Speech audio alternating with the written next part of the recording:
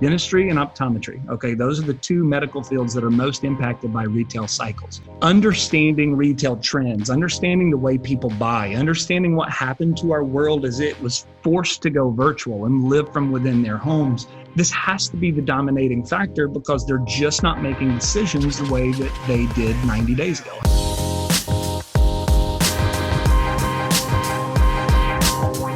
Hey guys, what's up? Welcome to Go Live. This is episode number 20. I'm your host, Joshua Scott. Guys, I'm sitting here live on a Thursday morning, 10 a.m. Eastern. I've got the Rhino guys on with me. What's up? What's up? Yeah, say what's up to everybody, guys. What's going on? What's up, everybody? In case you don't know, this is Shad and Brian. So recent friends of mine for sure, but thought it would be a great time to just get you guys on and become official friends. Yeah, let's do it. This is all happening for everybody, public. So yeah. Are you ready? Are you ready for that, man? You can't go back now. Yeah, you have to. It's out there, brother. We're committed. You have to be careful who can't walk this one back. Who you associate with. Okay? Despite what's said today on the show, we're friends. Yeah, that's right. Hey, so first off, is it the Rhino guys or is it TinyRHINO? Yes. Yeah. Oh, yeah. Okay. The Rhino guys is us. It's our front-facing brand, and then TinyRHINO is our marketing company. Gotcha. Okay. Cool. That's what I was wondering there. All right. Hey, so give everybody. You guys have a dental marketing company, and that's kind of how we met. We were collaborating a little bit on the comeback stuff, but you guys weren't able to be a part of it, which is cool. You're still on my show, so no worries there. But how did TinyRHINO and all this get started? Give us the background. So the abbreviated version. Okay, so I've if I'm capable of that, which I'm not. Okay, so you're going to see him pause and say, "Okay, that's not the abbreviated version. It's this." I'll keep you on track. Run it up, baby. So I actually come from a dental family. So both of my brothers and actually my sister-in-law, but we're all on the service provider side. So my brother is a regional sales director for Straumann. Middle brother runs a boutique dental lab. Sister-in-law works for Philips. So kind of that whole bit. And I was in that space as well, but I got to know Brian actually in the ministry world. Yeah. And we became really good friends. Probably about 7 years. It kind of feels like 30 years most days, but 7 years ago. Yeah. And we worked together in that setting, learned a lot about each other's personality type, leadership styles. And for years, we dreamed about the concept of being able to bring what we understood and what we knew about growth and growing businesses, the business side of the church, because there is a business side to it. But we talked about what we felt like would be great value outside to kind of move some of the principles that we had just kind of developed in and learned. And that's kind of how it all started. Yeah, we call it the Maxwell moment. John Maxwell is a leadership guru, but he's in the church and the business world. And we got to a point a few years ago where we had to make a decision. Did we want to pursue the ministry stuff full time together, or did we want to kind of do this dream that we had been talking about for a few years? And we just knew just things lined up the way that they did. And we made it a very specific decision that we were going to move into the business world and dental was going to be the niche. And from the very beginning, it just took off right out of the gate. So we've been keeping up ever since. So it's been amazing. It's been an amazing ride. Yeah, from somebody that understands that kind of ministry background, because I went to seminary, spent the first decade of my career in that space. I know that walking away from that is not an easy decision. No. So give me a little, was there a catalyst there? Was it literally just an evolution of dreaming and talking together? Or were there some things that were kind of this is not right? We were in the middle of a major ministry project together. And we were also going to build a business at the same time, and they both were exploding. Okay. So we were forced to make a decision out of growth on both ends that we knew if we didn't give 110% focus to one or the other, neither one would be as successful as we knew they could be. Yep. So we just sat on it, talked it through, prayed it through, talked with our wives and families, and we just knew that this was the direction that we wanted to go. So we did it. We just moved in right away. So it was a challenge, but it was good. And I think the decision was probably easy because we were forced to make the decision to choose what felt right because we had been talking about it for a while. Yeah, that's right.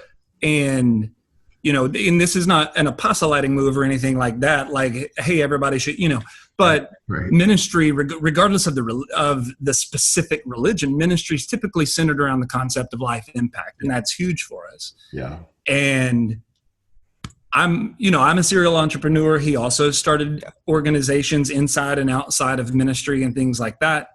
And dealing with the needs of the everyday person, people walk around in need of a positive life impact, a positive life. That's one of the reasons we love you so much, because you talk about your story matters, and it's like the story of the individual matters. Yeah. And it felt like a way to actually be a very tangible catalyst of life impact, some way to be able to positively do something in people's lives that is our way of kind of reflecting what we value. Yeah. And that was the driving force, even in how we organized everything we did, how we built the way we do what we do. And again, as Brian said, I think it's paid off when empathy and others, you place that more important than yourself. And we attempt to do that. And it's been incredible. It really has. Yeah, and he built successful businesses outside of dentistry. But the way that I built the first church that I started, plus the other two mega churches that I led, marketing was the driving force, all of it. Okay. And back when it started back then, it wasn't the common thing where the church looks like a live show, right? Like live concert like it does now. Back then, it didn't quite look like that. So I was on that first wave of introducing that type of, artistic flair and lights and all this, all that stuff. So, and then we used marketing, television show, radio, secular radio, billboard campaigns, all kinds of stuff. And we were able to grow very, very quickly because no one in the area that I planted had ever seen anything like that from a church perspective. So marketing's always been the driving force through everything that we've built under the, in the church world, under the banner of evangelism. So. Yeah. No, I totally get that. When you decided, okay, like we've got these two things, we've got to make a decision, because I know, like ministry world, despite what other people may think, like, or their perception of it's all consuming. And so was that kind of the major thing of it was just consuming, and you had other visions to start other businesses and realize you couldn't do that? Or was it more about like realizing there was more impact maybe outside of ministry? Yeah, probably both but more of the latter. Okay. As he said, I started other businesses, had a successful real estate company that I started when I was a kid. I was 19 and started building homes and developing land and did really well with it. Lost everything when the economy turned down in 2008 when I was 27. All right. And so, but it was great to be able to go through that. And then it was also great to lose. So I felt what it's like to look at what you think is an empire and for it to all go crumbling and to feel empty. And then that was actually what spurred me to transition into dentistry. I went to work for my brother, who was at the time the vice president of a national dental lab. And I started territory manager and doing sales and things like that. So I've then started more businesses. So always have kind of had one foot in the business world, but at a certain level, because we were involved with mega churches, and that's a mega responsibility, multiple locations, the organization, it is all consuming, whether it's 150 people or 5,000, whatever the story is. Yeah. So ultimately to say, okay, here we have this decision that we have to make. And if we are really about life impact to the fullest, how do we actually go all in? We talk about that a lot, all in, in spite of it being a Clemson tech, but all in. Forgive them. No offense, Clemson fans. But so it was hey, all in. If we're about life impact, then let's choose a lane so that we can actually go all in, because the dual nature we run our company is unique anyway, and we found value in the two of us. So there's exponential impact if we're all in on it together. And we've seen the result of that. Yeah. Well, let me back up even before TinyRHINO. Like, what was the catalyst, or what made you go the ministry route? Like, how did you find yourself there? Well, I started really, really early. I started when I was 15. Okay. So I started speaking at 15, did my undergrad, got a Master of Divinity, and then I started a church when I was 26. My wife and I did. And so that church took off pretty quickly. So my whole world has been ministry up until about 5 years ago. Okay. And then, of course, I did nonprofit organizations and built all that, planted other churches. We had multiple sites, managed. I was a C-suite leader in a couple of mega churches that had multiple campuses, thousands and thousands of people. So my world has been, like you were talking about, that consuming ministry was it for me for the rest of my life. And I had, because I'm a little bit of an outlier and a troublemaker, you know, by nature. I was the youngest of three, the whole thing. I've been set up. But I did the typical thing that a lot do right out of high school. But I go hard and am an extremist, and it didn't take very long to come to the end of myself if I'm on the wrong path. You know what I mean? Yeah. So it became a polarizing moment for me, where I realized after about a year and a half of how I was living my life and what I was pursuing, to be like, ooh, this didn't work. You know, maybe mom and dad were right the whole time, you know, so that I had a catalyst moment. Yeah. So it was that. My own version of rock bottom, whatever you can do at 18, 19 years old, but it was my own aha that was a wake up. Yeah. Gosh, that's interesting. What have you guys, like, how has that experience made you better business owners, better leaders now in this project? We start with the human heart. We lead not just from the head, but we lead from the heart, and we care about people's heart. We don't care just about their dental practice. We care about the dentist and the team and the staff and those relationships and what happens when they go home, what their life is like. We see the whole person, and we start there. And it also helps because we understand human psychology, and we understand how people function, or we have counseled thousands of people enough to know, and we've heard everything. So we've seen all the angles. So it makes it much easier for us to have a high level of empathy and to put ourselves where people are and what they're experiencing without judgment. Yeah. So when you're not judging people, but you put yourself in the posture of empathy, you can hear their story for what their story is, and then help them work their way out of those problems to find success. And I think that's been a little bit of the secret sauce. Yeah. And people just know that we are authentic and we're transparent and we love them, and we make no bones about that. We don't hide that from people. So there's a high level of trust because everything is out on the table. Yep. Yeah. Yeah, no, I love it. I think one of the things that I think that was tough for me was you find yourself in this pastoral type role, right? Yeah. And there's so much of it when you're in that world, you get wrapped up in this, like it's your calling. And, that's right. And even like getting out of that or transitioning out of that becomes not just about the practicality of a job or a career. It becomes about like leaving your calling, or now what's the status of that's right. your calling. And I think for me, I probably had to wrestle with that a little bit, but just that knowing like the calling didn't change, that pastoral kind of gifting and skill set is still there. It just looks different. I actually love it, you know, and bring that to the table with our team and our company, and it's proved hugely valuable for sure. Absolutely. Well, it's the way we're designed, right? I mean, if nobody cares how much you know, that old cheap sage, nobody cares how much you know unless they know how much you care.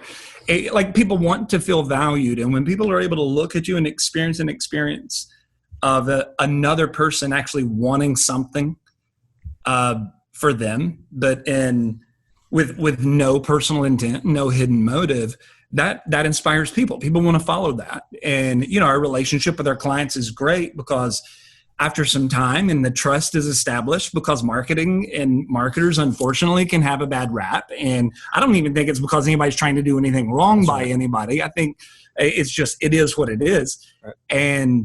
But once that trust is established and they began to see that the message was consistent from the beginning, they say, hey, this is not an us-centered relationship. This is about you, and we have something that helps and it can do it. So follow this. And that influences everything we do. So after people begin to see that, they'll trust that. They'll trust the months, you know, when it dips a little bit, and then it makes sense when all of a sudden, when it's huge, because it's like they've been for us the whole time. Yeah. Team members respond, clients respond, and I think it just is what we owe humanity, you know.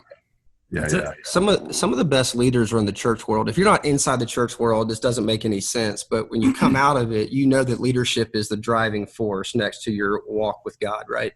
And because you're constantly managing and leading teams, and you're constantly managing and leading volunteers, and then when you scale that to thousands of people in multiple locations, and all your systems have to multiply and be like, you learn all of those processes that helps build businesses as well. So the same principles that operate in the church operate in the business world. And if you can get good at one, you can get good at the other. That's right. Yeah. Yeah. No, I love that. I completely believe that. One of my counselors told me at one point, I think when I was kind of going through this period, she was like, the business world needs pastoral leadership probably more than the church world does. And I think you're right on. There's so much, I mean, church and just volunteerism leadership, like it requires a level of leadership that is just, business, like you can almost take that for granted. Like you can pay people money and we think that that's a transactional exchange of leadership. Right. And it's like, you can get by with that for a little bit, but it doesn't mean you're a good leader. It just means that's exactly right. You're a boss. Yeah. They don't have any other options. You can pay them well enough and they'll stay for a long time. That's it. So, well, tell me about what was it you guys saw with dental marketing specifically? What was the vision that compelled you to go, let's say no to this and go all in on that? The gap.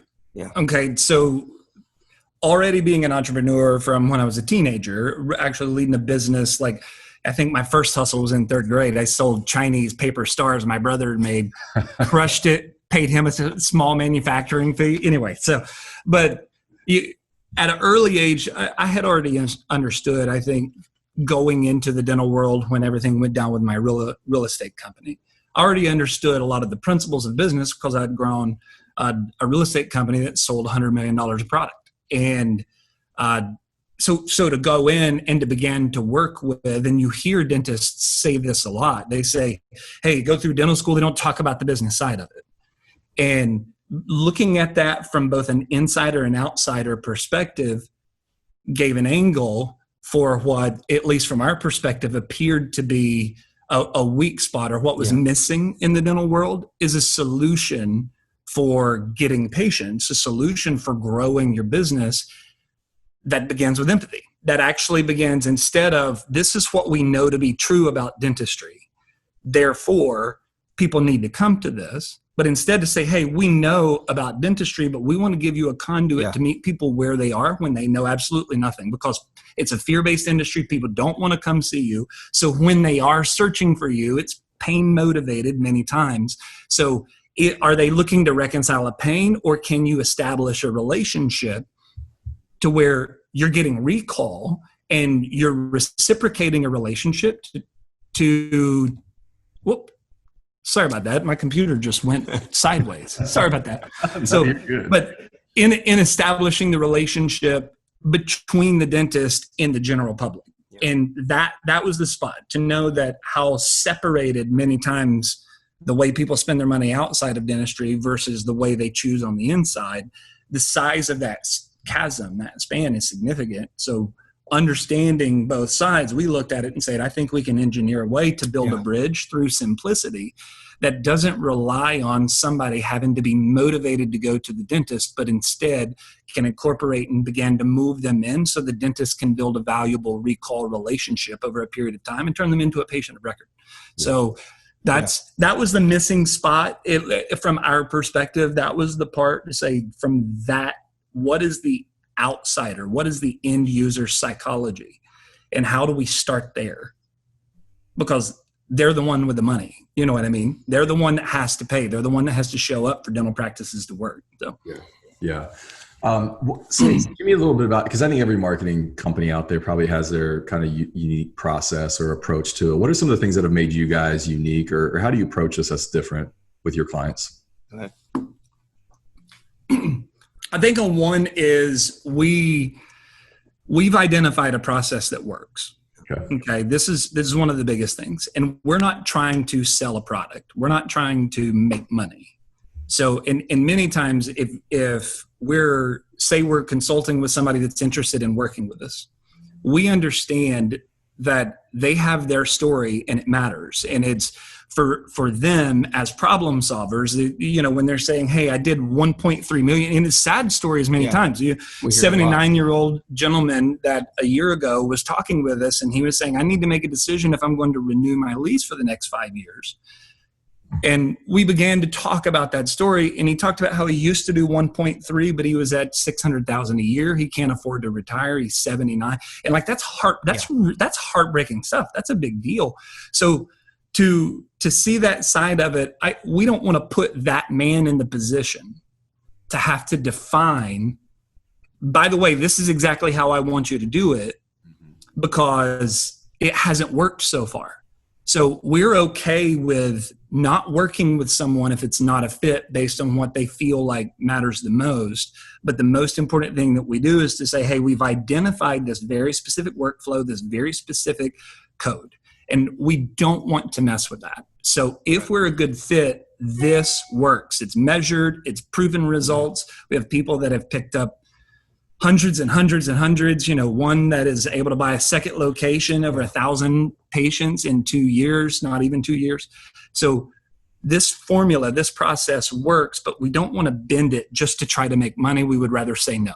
We'd rather stay pure to exactly who we are and what we do and say, otherwise we may not be a fit, but we don't want to take money just to be paid, just so in 3 or 6 months from now, you're angry at us because it didn't work out. And it may work out or not. So you see what I'm saying? I mean, it's that side of it of just saying, hey, this is the purity of it, and this is how we want to stick to our guns. And we've built 2 self-containing systems, the dental patient multiplier and the implant patient multiplier. So we don't do a bunch of a la carte services. It's something that we have put together that we know works from the sales side, the consumer side, the dentist side, the team side, and we've measured it all out. And we know that we can move that into any office in any place in the country, no matter what the demographics are, with a few little tweaks here and there inside of our system, and it's going to work. And so that's what he's talking about, is that we just don't work with everybody. You actually have to apply to work with us, and they go through a process of a strategic session and all that kind of stuff that we do with them to make sure that the DNA is right, that we're thinking the right thing, and the goal is the same. And then once that's solidified, then we move forward together. Yeah. And that's not from a place of arrogance. Okay? No, not at all. It's not like we're saying, "Oh, if you don't like our way, then good luck dying." That's not it. We're both marketing companies. You help people grow their practices. We do it a different way. Yeah. There's other philosophies out there. We're well aware of that. Yeah. And we encourage that, and we love the idea of that. But in order for us to make it work, we have to be on the same page to make sure that we can help them. Yeah. Managing expectations in dental marketing is huge. It's everything, because you just never know where people are at and what they're coming to you for. And, and you guys get those emails too, where it's like, how much to do this? And you're like, well, that's not really how this conversation works. That's right. And honestly, for you to get on the phone with me or somebody, to talk that, it's a 3-step kind of email vetting process. That's right. Video that you got to watch, just because I'm like, I can't be on the phone with everybody. So I'm going to manage expectations. And if you feel like you're a good fit, then let's talk and figure it out. So because we don't want them to waste more money. If they're coming, we have 2 groups of people, those that are struggling to move forward and those that are successful that want to scale. Yeah. But those that are struggling, if they're not the right fit, it's just going to harm them worse. And that would be the worst thing that we could do for people. Yeah. It's the very opposite of what our goal is, that is to help grow the industry and grow their practice. So it would be a travesty if we were those kind of men to do that to somebody else. So that's why we have that application process. Yeah. So I recently told somebody I was on the phone with, I was like, if you're looking for this, I'm not sure we're the right fit. And it made him kind of go, oh, no. Like, that's right. That's it. And he was like, that's a brilliant sales tactic. And I'm like, I'm not trying to sell you, man. I just care about you. And I'm like, I don't know that we're the right fit for this. I think there's some better companies out there. Yeah. So, I'm always fascinated by the role of owners, just because we can wear so many different hats. Give me the kind of, how do you guys break down your roles? What are you doing on a daily basis? What areas are you overseeing? Yeah. So Shad does the sales side of everything. And then we do all the vision casting and the business development together. And then I do more operations. Okay. So we kind of split it down that, but really we understand that whole principle that 2 is better than 1 and you get a multiple return for your labor kind of a thing. So we do a lot of our stuff together. We lead the team together, all that good stuff. But when it kind of comes down the middle, it's sales and marketing and operations is how that goes. So that's my side, and his side is the sales side. Yep. Gotcha. Okay. So if you guys are like getting up on a Monday morning in front of the team, are you co-leading it, or does one of you take more of the lead? It varies. Yeah. So one week, Brian may lead the whole conversation. The next one, as we go in, it'll be both of us. And the thing that we've actually have done is, as opposed to making that formulaic, it just evolves based on the circumstance, so that it feels natural, it feels real. Because the thing we don't want to do to our team, those that are here locally with us and that work virtually, out of the state, we don't want for this to be confusing for them, because not a two-headed monster. That's right. Because a true co-CEO model, one is it's a complicated thing to do. But it's not very common, and a lot of people haven't been in a setting to where they have to look at two individuals that are leading and that they carry the same weight, and that it doesn't become like a mommy daddy button. You know what I mean? It's like, oh yeah, well don't go to Brian if you want this done. Go over to Shad, or don't, so all of that's very intentionally set up, and we display it based on bottom up leadership to them. And then we're not pressing to get the microphone. Right. We just allow whatever is needed at the moment to influence who it is that puts the most amount of. And I think the secret to the co-CEO model and our friendship that's lasted, 7 years, and we're best friends in this process. And for a lot of people, going into business with your best friend is like a great thing, but it's also a scary thing. And what happens and what if? But we live by a code, and we live by sets of principles, and we display those principles in front of our team. Yeah. So what we do, one of our principles, for example, is the last 10%. The truth is, most of us tell the truth up to about 90%. We'll expose our heart. We'll tell as much of the truth as possible up to 90%, whether consciously or subconsciously. We withhold that 10%, but the issue is always in the last 10% of the thing that's not said. Yeah. So what we'll do is, if we ever get to that point, now we try to live at the last 10% all the time, but if we ever get to a point of contention, we go, this is a last 10% conversation. And then we know there's nothing hidden. There's nothing left on the mind. There's nothing left in the heart. Yeah. And we also do voluntary mutual submission. So we prefer the other over ourselves. And we fight not for number one, we fight to be number two. Yep. And because we fight to sit in that number two seat, we're constantly honoring each other through this process and always trying to make sure that we're lifting each other up, not only in private, but also in public in front of people. Yeah. So we're always fighting to let the other win.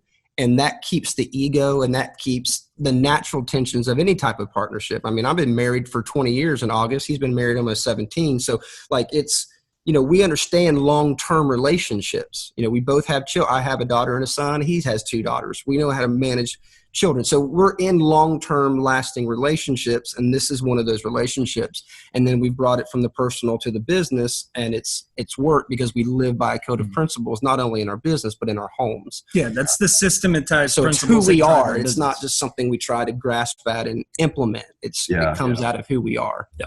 I love it, because I have a business partner too. And so we've always had to try to manage that, just that leadership with the team. But I love it because he'll that last 10%, we're in situations, and I'm probably more of the visionary. So I can be like, well, what are we going to say about this? I'm like, well, let's say or let's do this. And he's like, and he doesn't tell me like, yeah, but you're spinning it. He's like, right. I think if we say it like that, people might perceive it this way. And I'm like, he tells me that all the time. I'm like, you're probably right. I wasn't thinking that. Okay, let's take another shot at it. But it's a very mutual, submissive relationship where I don't, between him and my wife, who's also on the team, like I don't move without their agreement. And some leadership, some leaders can get frustrated by that because it feels restrictive and limiting. Right. But for me, it's a lot of freedom of knowing like, hey, we're in this together. We all move together. Yeah. We all make decisions together. Have you guys read the book Traction, the EOS method? No. Hold on 1 second. It's right here. So I got this massive bookshelf behind me. It needs Love it. Come in handy. This book, cool. It's called Traction. So it's the entrepreneurial operating system. Is the EOS system. And this was huge for me about a year, 18 months, 2 years ago, but it's really kind of, you start to get in these issues where it's like maybe over whatever that revenue marker is. But I mean, some of that's significant. Like you hit over like 2 million, all of a sudden, like the organization is just complex and you're starting to deal with stuff. And so one of the concepts in here was the difference between a visionary and an integrator. Mm-hmm. How one person on the team is usually more visionary focused, but how visionaries need an integrator, but an integrator needs a visionary. That's right. You guys identify with that? Like who's kind of more what? It's really, really cool because we're both high visionary leaders, but we approach that vision from very different perspectives. Okay. So I'm a very linear thinker, Like I can see the end result and I can work backwards to figure out how to get there, but I'm also not tied into a very specific way of doing it. So if you give me 5 ways, as long as I know that it will work, I don't care which path we take. So that gives a lot of freedom for that to be whatever. So I don't have to have my way. As long as what he's saying, I can see a path to that end and work it back, I'm good. Because I don't hold tight to the way that we get there as long as we get there. So we believe the same thing about leadership. We believe the same thing about business. We believe the same thing about people. We see people very well. We can read people very well within just a couple of minutes. We think the same thoughts, but we're not getting there the same way. Now you talk about it. You can talk about the cross way that we see things, but yeah. And I think that's a good setup to kind of merge those 2 points we were just talking about, that because we found it as a byproduct of living in that last 10% relationship. Because again, that last 10%, the most people will typically share, whether it's contention or whatever, or let's be honest, even when they're happy. Yeah. What's actually making them happy about it, they keep to themselves, at the deepest inside when their identity can connect to it. And then if we're in conflict, we're upset with somebody, we try our very best to share how we're feeling about it without using feeling language, because we don't want to expose what's pushing up against our identity. So to get past all of that and to say, listen, to have a trust relationship where you can say, I actually do want for you the absolute best. I've always found if somebody's fighting for me, they can get a much better result than I can get trying to fight for myself. So because of that and the way our value system lines up, he sees this linear perspective and he has a formula for everything. He's not a creative, but can create and visioneer the most creative, most unbelievable things because it's all a formula. And for me, I'm a vertical, so I'm a vertical thinker and it's all horizontal. So I can see the big picture and I can see what needs to happen right here. I'm not great with the details between here and there. So it's the concept of mutual submission, concept of the fact we're already last 10%. I'm going to know if there's an issue. So if I say something that's going to go completely against his conviction, because the relationship is tight, he can say this. He can say, I just don't see the path there. And okay. Yeah. And then we're good. So that keeps it simple. And as a result of it, we're coming at it entirely different angles. But because values there, because way too much time together, good Lord, because all those things are in place. I mean, pretty much 100% of the time, if we were to walk away and say, hey, we need to get here, and if I were to walk away and do the same, it's kind of a crosshair situation. We typically always land at the exact same point, whether we work together on it or not. Yeah. And that's just a byproduct of time and proximity. Yeah. One of the conversations we've been having lately is around this. And it's a similar concept, but around being a multiplier or a simplifier in your leadership style. And I'm definitely more of a simplifier. Like I'm a visionary, but I'm a simplifier. And I've got to like you, Brian, I'm very strategic in my approach. So once I see something, it's like I know the 8 steps it's going to take to get there. And I can put things in a box, and I draw boxes on our boards all the time. And I'm explaining things to the team. This is how we get to these places. And my business partner is the same way. My wife, she's a multiplier. She's like coming in like, let's do this, let's do that. She's just seeing things. And sometimes I'm even like, wait, like, hold on for a second. Cause like, I just got to get my head around that. Yeah. So it's a huge concept. That's it. We definitely got a bunch of people online. David Gawley says, great guys right there. Do you guys know David? Yeah, he's on our staff. Yeah. Awesome. Well, let's hope he would say that. That's right. I was about to say, hey, by the way, Joshua, did he say anything else? Because we need to write it down. So we love you, David. You're a rock star. There was an emoji with sunglasses. That's it. Yeah. Lynn Tao, I don't know if you guys know Lynn from Bird Eye. He's on watching. I got some of my team. Joanna says, is that your office behind you? Sick lighting. Thank you. So tell us a little about, you guys just moved into a new space, right? Yeah. And I wish we weren't so hardwired in. We'd turn it over that way. But we actually took an extension of a mall down here. So it was the right time. It worked out very well. It's a nice big space, 6,000 square feet. And a lot of what we do, but especially what's coming down the wire this year. Yeah. And the additional team members, we just hired our first dentist to be on the team, which is super exciting, but he's a rock star personality. So people that watch us or view us or happen to catch us online, they're going to start seeing him. His name's Dr. Carl. He's amazing. But we wanted enough space to be able to build in the different types of production studios that we needed in terms of recording and for podcasts, and plenty of studio space. In the long-term plan, super exciting, but we just happened to grab a restaurant that was connected to a mall that's not that far from where we're at, and we worked our way in, and here we are. So we just got in, but again, there's a lot of build out that now needs to happen. We have the front half. The kitchen is still a kitchen. Yeah. So, and it's it is. It's an old kitchen. So. It's closed off. Thank God it's closed off. That's awesome. You guys do a lot of videos, and I think, we kind of share the same value of being very media driven, high production quality. What type of stuff are you guys producing? Tell me about the studio space there, and just kind of overall your strategy with video and media. You or me? Go ahead. Okay. Do you see that? I'm like, you or me? So there's a few different things. I mean, we are coming up. We're going into a very intentional plan in terms of release of a podcast. And as of right now, as long as everything continues to roll out the way that it is, we were talking about Dr. Carl. He's a dentist, understands it. It's a brilliant mind. So he'll kind of be a producer in the middle of it. So that podcast is coming out. So that suite will be there. And then, of course, in the old content game, you take that video and record. It's a huge source of a lot of content to be able to keep public.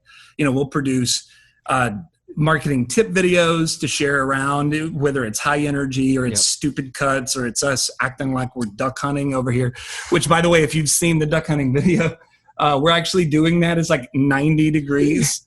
And there's no duck in a beach park. In a beach park. There's no ducks here, Nothing. So that's how we came to market. We came to market with the plan to offer value tips. The whole Gary Vee model of just giving everything away and adding value, because we don't have an outbound sales process. It's all inbound. And then we would always just allow people the opportunity, if they wanted to know more, to walk through our process. So we did that, and that's kind of how everything kicked off, and the Rhino Guys brand was birthed. It was all to help promote the TinyRHINO marketing company. Right. Gotcha. And we speak, we do live speaking. We do live speaking and all of that kind of fun stuff, though. Yeah. One of your videos, you guys are in front of a big bookshelf, kind of like this. Where's that at? Our first office. Which was the bottom basement of his condo. It was the bottom floor of our condo. It had this. There's several of those out there. So that was my bookshelf. I mean, I've since moved actually 2 times, but so that was where we started, was in the bottom floor of my condo that was down here. Yeah. And it was fun. This worked. So it was, when you first get started, you know what you do? iPhone, whatever you get it set. You get it all dialed in, but luckily we understood production because of the world we came from. Right. We knew how to do it and how to do it well, and the right eye to look for in terms of how to set it up. So we immediately went to work in terms of buying out everything professionally, and we're all set now. So sometimes looking back on those first videos and first attempts. Our first, we started in 2014, and I started right away. Had a couple people on the team, but was like, I'm going to produce something regularly, but it's going to be video. And I think the first attempt I did with a GoPro in my office, which was not this, and the quality wasn't there. And the guys were like, we can't do this. So we paid for a DSLR camera to bring in. And it was just me, man, the DSLR camera, me. Yep. I'm editing on Final Cut Pro after the effect, and pushing it out. Until we hired somebody that could help. So that's right. Yep. Same thing. It was me. We would of course write the script, work it through. We didn't have a teleprompter. Sometimes we'll use it depending on the kind of video that we're doing. Yeah. But so we would write it out on a big pad. We would work through it, have the concept idea down. Stick it under the camera. Yeah. Stick it on the other side and just kind of feel it, and it was, I wouldn't trade that at all. Like that's the most important. For me, it was the most important stage of us starting the company, because you're going in and establishing a foundation of what it is you hope for and you want for your own people in the future. So as we began to hire team members and things like that, we did it all in the beginning, and that was an intentional plan that we did as well, so we could measure the process of scalability. Yeah. So we kept it just us, and paid the price. I used to have hair, bro. Okay, you see what happened when you first started. That's right. Yeah. Oh man, Brian, I know you're either from Ohio or you've been in Ohio. You've spent some time. How you feeling about your Bengals and Joe Burrow? Oh man, finally, it's worth wearing my Bengal gear again. That's what it is. Because down here, usually I just get laughed at, but now there's a little bit of intrigue.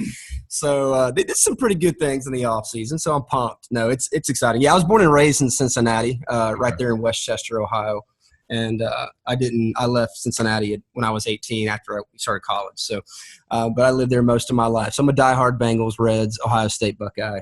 You can see that on all my. Yeah, I was gonna say because we swing up north towards Cleveland, so I'll forgive you on the city of which we do not speak. I got it. Yeah, for you guys, that's the team up north, right? That's right. But yeah, we definitely find some affiliation with the strong Buckeye. That's right. Season we've been having.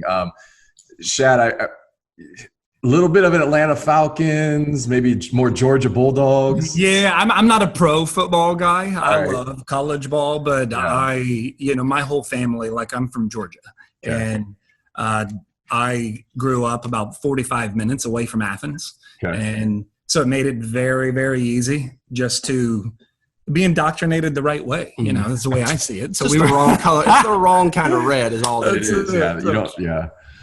But so is Georgia, are they ever gonna put a championship team together? No, that's not the point. Okay. And I don't even know what the point is, but it's always to be just it's less never than Alabama. No,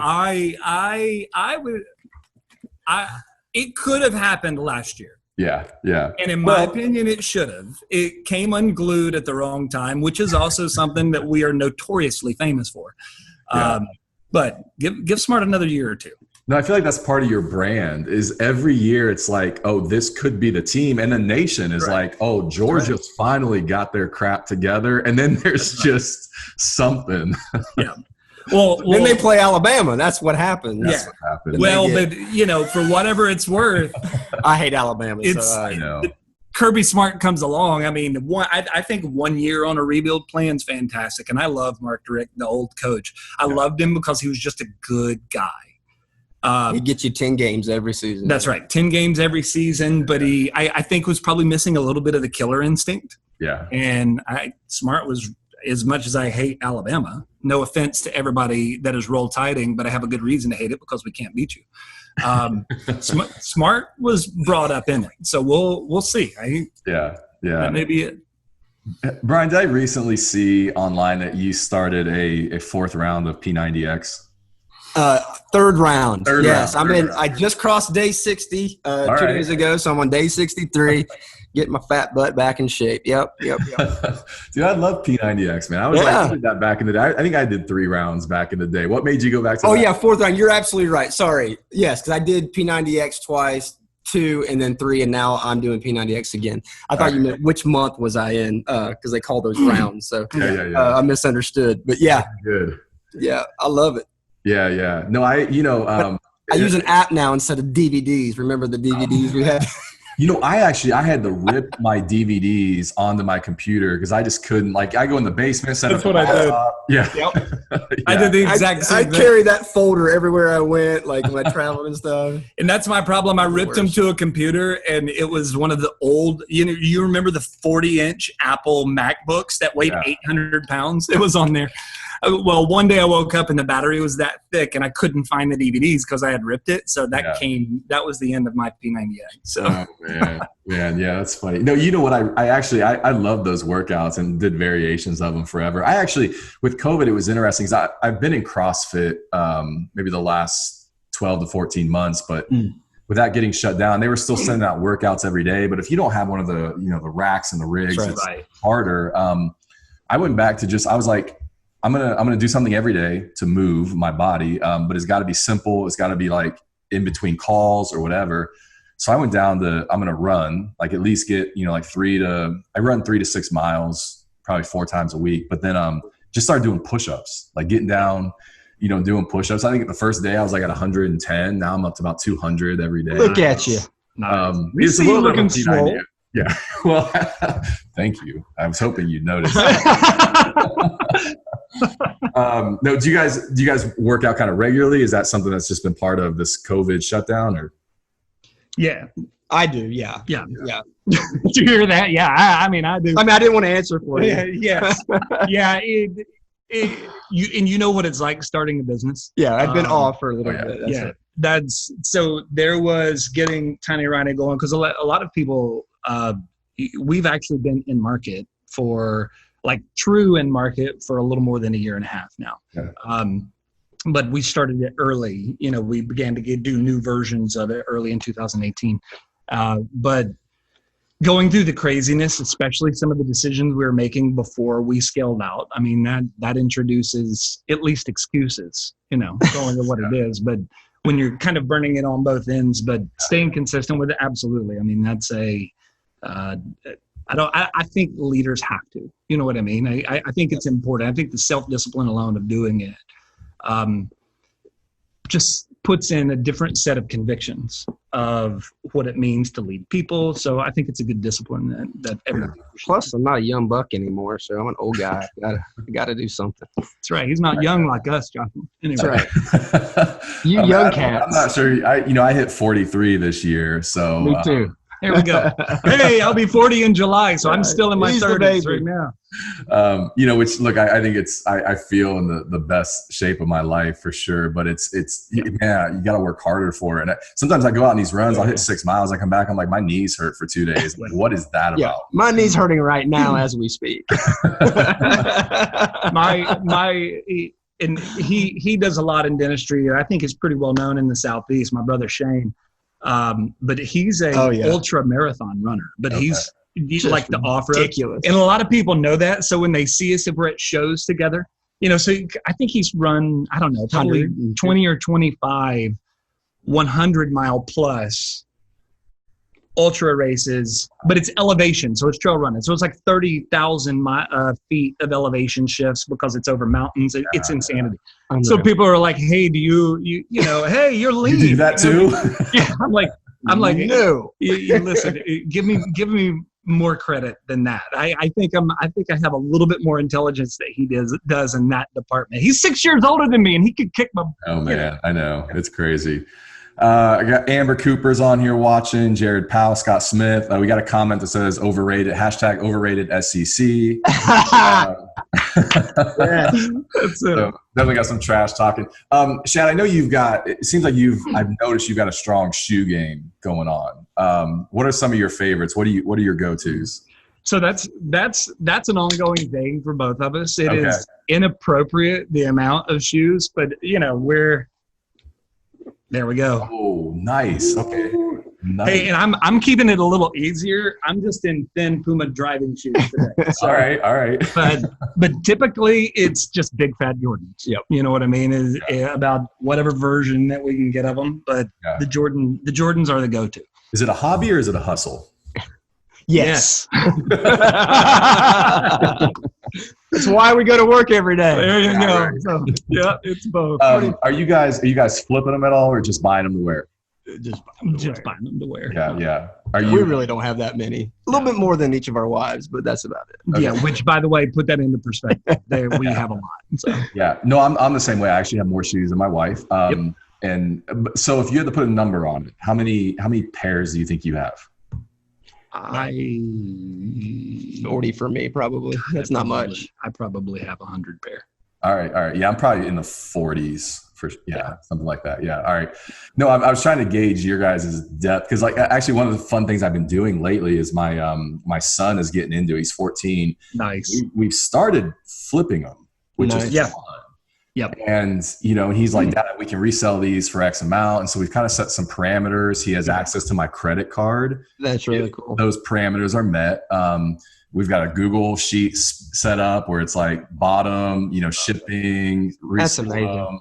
All that, paying back the credit cards, taking his profit out. So it's been a little kind of a business venture. The tough thing is just getting some of these, which is what we're working through right now. That's right.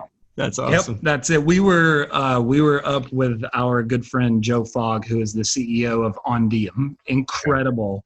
incredible staffing company, phenomenal what they do, but they're up in Portland. So this was last year, I think in February, and he brought us over to the Nike campus to go into the Nike store, and it was field day time, man, because they have a lot of the things that either didn't make big release or something like that. So they have stuff there that you can't get anywhere else, and you have to have a pass to be able to get in. You can't just shop there. It's only for employees, unless somebody from the inside grants you a pass. So that was like kid in a candy store. Yeah, it was a bunch of NBA players just walking around shopping. It was awesome. Yeah, it was incredible. That's amazing. That's amazing.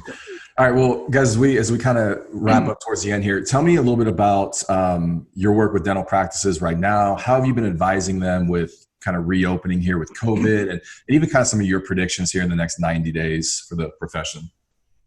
On one part, one of the things that we're saying is one thing we know for sure, anytime you have a massive economic shutdown like this, which is, something like this is unprecedented. Yeah.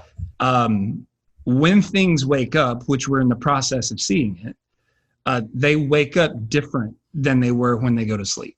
So in rushing economic evolution cycles, I think is something that dentists have to keep in mind right now. Something we always coach our clients on is, hey, dentistry and optometry. Okay, those are the two medical fields that are most impacted by retail cycles. So people are making their buying decision from you based on emotion, but then they need to justify it with logic because it's in the medical field. So kind of understanding retail trends, understanding the way people buy, understanding what happened to our world as it was forced to go virtual and live from within their homes has pushed the needle forward in a lot of ways in how people are making buying decisions and who they do business with. So that's one of the things I think that we are primarily coaching our clients on is, hey, you have to be prepared for this. This is something you have to take into consideration. This is more than just working with a company like us, who is a fully digital marketing company, but this is understanding that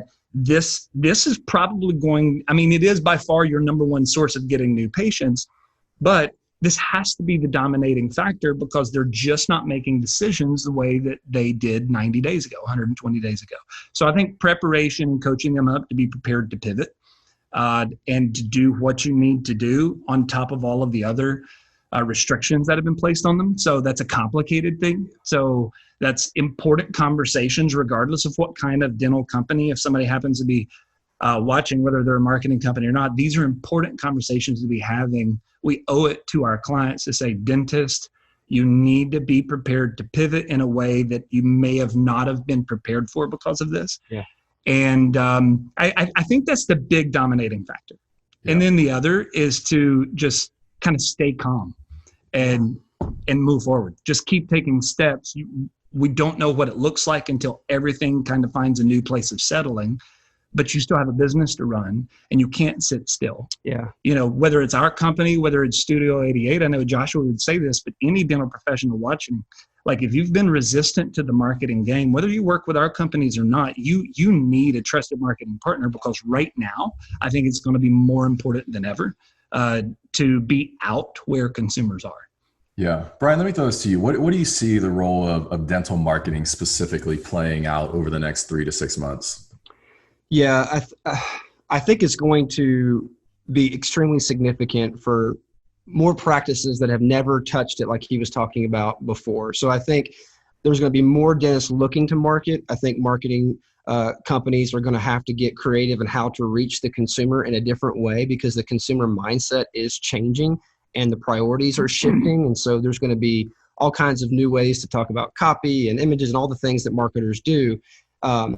But I think the important thing is to help dental practices understand that you actually need marketing as part of your business model, that it can no longer be this thing on the side that you do just when you're in need. You have to integrate it into your plan for growth overall, and you actually need us. Even if you don't quite understand the value of marketing, I think this shutdown is going to, we talked about earlier in this talk, what forces you to make decisions. Well, we only make major decisions when our pain threshold hits a certain point and we're forced out of crisis to change. And I think there's going to be a change that they're going to have to hit, because even after they are really, really busy in that first month back and they've hit all their existing patients, they're going to start to see the bottom line, and they're going to get the financial report, and they're going to start to see, we need to do something fast. And then it's going to be a little bit too late in some cases. So you want to start early, and you want to start thinking differently about marketing. And marketing companies are going to have to be able to even pivot so that what you used to do for them, it may have to change a little bit in order to meet the new demand of the consumer, so that you can help people get out of this, crisis mode, shutdown mode, and begin to grow again with confidence. Do you mind if I tack one thing on that? Because I also want to do that to pay a compliment to you. That, again, your emphasis on story. We love that. Mm-hmm. Our boys, you were down at Heart at Vining, saw a lot of those stuff. Dr. Patel, and those guys are great. They're amazing. But your emphasis on the people, your emphasis on story, I think has uniquely positioned your company in this time, because there's nothing that causes more stickiness between people than when they hurt together. So we all went through this bizarre pain during this time, and it was very confusing. But because we had a platform and devices that we could share our stories, social media went up in some areas. Usage was up 70, 80, 90% more than normal. And they're all talking about the same pain. So there's this unifying factor that has to be brought into place, because the human heart right now is currently on display. The tragedy that's going on right now in terms of racial division and the brokenness, those types of, people's heart is on display. Mm-hmm. And so story matters. So for the dentist that has not tried to tell their story, or to say, what story would I tell? Who you are matters, because that's where authenticity is at right now. And I think that's another part. And I think that's another reason why you guys are in a great vein for what you specialize in, is the human heart's on display. So let's meet it where it's at. Yeah. And care about the story of the individual. Yeah. Yeah. No, I completely agree. I think what's interesting is, if whether or not we end up in a prolonged recession, bear market, I think marketing is going to look different. And I think if we even try to take our former bull market tactics that's right. and apply them in the next 6 to 12 months, it may not be a good fit. So that's right. It'll be interesting. All right, guys, let me wrap this up here. Last question. Cool. Tomorrow night, end of a long week, you're chilling out, you're ordering a pizza, sitting down with something to drink. What's on your pizza? What are you drinking? What's your night look like? You first. LaCroix is what I'm drinking. Like the regular or what flavor? The blue, baby. Yeah. Just plain and simple. Put anything in it, or is it just straight up? Straight up. All right. Yep. That's and what's on your pizza? Pepperoni and Italian sausage. Nice. And that's it. Nice. There you go. I have the palate of a 5-year-old. It's really the truth. There we go. Okay, so let's see. Tomorrow night, that would be Friday. Depending on what time you're talking about, I want the pizza that has everything, but I want the crust to be thin. All right. Okay, all right. And preferably crispy. But I want pan. Put everything on it. Okay. And I'm a big gin and tonic guy. All right. I like having a gin and tonic. Yeah. Actually, with pizza, especially on a Friday night, about 7 o'clock, we have this nice little cool spot that's close to the water, has a nice view of the water and stuff. So I think you gave me plans for tomorrow night. So I appreciate it. Yeah, you're welcome. No, we're a big LaCroix family too. But typically I will I do the blue can, I do the regular, but I'll either squeeze a little fresh lime in it, or my wife is kind of into these the Terra oils, and I'll put a little drops of peppermint in it, especially after. Oh, cool. Come back, some ice, LaCroix, a couple peppermint drops. Most refreshing thing out there for sure. I'm going to try that. That's good. Good. Guys, where's if somebody wants to find out more about what you guys do and connect with you online, where's the best place for them to go? Go ahead. TheComebackDentist.com right now is the best place. Yeah, okay. TheComebackDentist.com. TheComebackDentist.com. I'll tell a little bit. You can, there's long story. We have a long form teaching that's out there. That is TinyRHINOwebinar.com. There's the 5K study review, which is dentalpatientmultiplier.com. So those are a few of the different sites. Our personal primary website's actually in the middle of a total overhaul right now. Probably should have called Joshua Scott about that, but so that would be it. TheComebackDentist.com is probably the easiest and most specific to the setting we're in. Yeah. because it gives the backdrop and we discuss in context of what's happening with COVID. So. Gotcha. Cool. Awesome. Well, guys, I appreciate you being on here. I know sometimes people can look at this and think it's weird for two marketing companies to get on and kind of do something together. At the same time, I want the good guys to win. I think dental marketing needs more good guys out there. Yep. And there's enough that have the microphone that really aren't doing a great job. And so I want to hand you guys a microphone and go like, hey, I think these guys, have something that's cool here. So awesome. Thanks for being on. Thanks so much for sharing your values, your story. Totally appreciate it. So appreciate you, man. Thank you for having us. It was an honor to hang out. Yeah. And for everybody watching, thank you. It was a lot of fun. Thanks for having us, bro. Yeah, guys. Yeah, no sweat. All right. Hopefully I'll see you guys. I want to actually meet you in person. Yeah. Well, we're going to have to meet up in Columbus in the fall once everything's back to normal. Listen, or you can come down here and we'll take you out on the boat. So yeah, you can go to Columbus. I'd rather come down there. Done deal. Let's for real talk about next steps on that. So offline, we'll circle up and want to keep building on it, brother. Yeah. All right. Cool, guys. Thanks so much for being on. Thank you, man. It was an honor. Take care.